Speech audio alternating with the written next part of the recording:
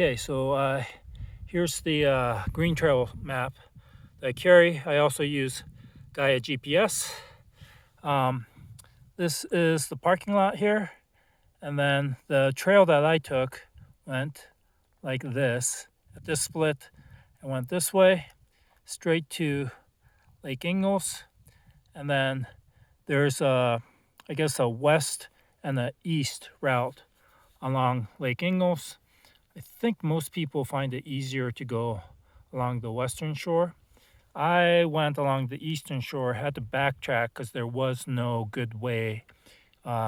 Initially, I got too low to the lake and had to backtrack and scramble up to find a high route.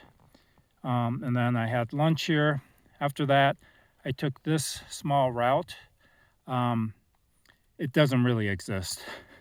You just are going over next to a ridge line, and some of it is a scramble. Put my poles away and I scrambled and got to Stuart Pass. And from Stuart Pass, there's another trail down. So coming down this Ingalls Creek trail, right? And so you end up losing all the elevation and end up at 4,800 feet, after which this is this huge steep climb up to Longs Pass, where I am currently at almost 6,300 feet. I think technically 6,300 is at the top there. There's a little trail that you can see going.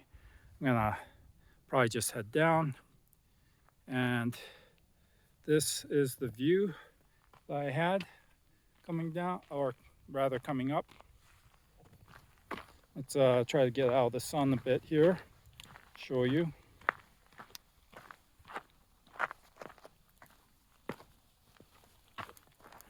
Okay, so that is a pretty steep climb. In fact, up here, up down there in the trees, I actually got slightly lost. I ended up on the wrong drainage, 3 over.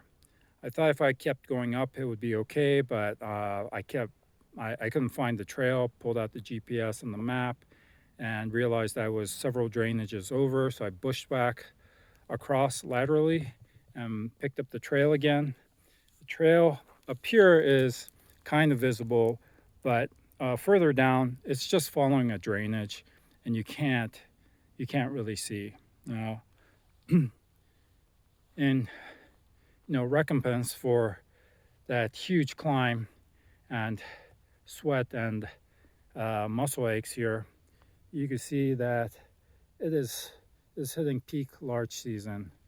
So there's still a fair amount of chartreuse green that you can see among that, but a lot of them are very, very yellow, golden, and I did not see a lot of needles that have dropped. So it's looking like peak. Maybe next week will be also a great time to come up here.